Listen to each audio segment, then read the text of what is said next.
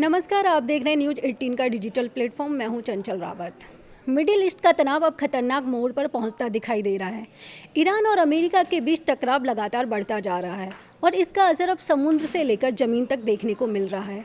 ताज़ा घटनाक्रम में ईरान ने दावा किया है कि उसने उत्तरी पारस की खाड़ी में अमेरिकी तेल टैंकर पर हमला किया है। बताया जा रहा है कि हमले के बाद जहाज़ में आग लग गई है। हालांकि इस मामले पर अभी तक अमेरिका की ओर से कोई आधिकारिक बयान सामने नहीं आया है। दरअसल ये पूरा तनाव उस घटना के बाद और बढ़ गया है जब हिंद महासागर में श्रीलंका के दक्षिणी तट के पास ईरान के युद्धपोत आइरिस डैना पर हमला हुआ। ईरान का आरोप है कि इस हमले के पीछे अमेरिकी नौसेना की एक पनडुब्बी थी जिसने टारपीडो से ईरानी जहाज को उड़ाया।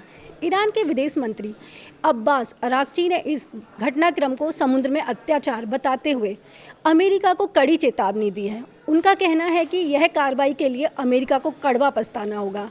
ईरान का दावा है कि इस हमले में 80 से ज़्यादा ईरानी नाविक मारे गए हैं।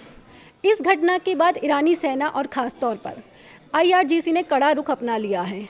IRGC की ओर से जारी बयान में कहा गया है कि हॉर्मुज़ जल डमरू मध्य से गुजरने वाले जहाज़ों की गतिविधियों पर अब कड़ी नज़र रखी जाएगी। उधर ज़मीन पर भी हालात बेहद तनावपूर्ण बने हुए हैं। ईरान ने दावा किया है कि उसने इजराइल और अमेरिका से जुड़े ठिकानों पर हमलों की एक नई लहर की शुरुआत की है। वहीं इजराइल ने भी जवाबी कार्रवाई तेज कर दी है। इजरायली सेना का कहना है कि पिछले 24 घंटों में लेबनान में हिजबुल्लाह के करीब 80 ठिकानों पर हमला किया गया है। इसके अलावा इजराइल ने यह भी दावा किया है कि उसने ईरान से लंबी दूरी की मिसाइल और उसके सैन्य ठिकानों पर कहर बरसाया है। इन घटनाओं के बीच तेल अवीव और इजराइल की अन्य सिटी में भी कई बार एयर सायरन बजाए गए हैं। जानकारों का मानना है कि अगर समुद्री क्षेत्र में इस तरह के हमले जारी रहे तो इसका असर पूरे हिंद महासागर क्षेत्र पर पड़ सकता है। यह इलाका दुनिया के व्यापार और तेल की सप्लाई के लिए बहुत महत्वपूर्ण है। फिलहाल के लिए इतना ही। आगे की खबरों के लिए देखते रहिए न्यूज़ 18 राजस्थान। धन्यवाद।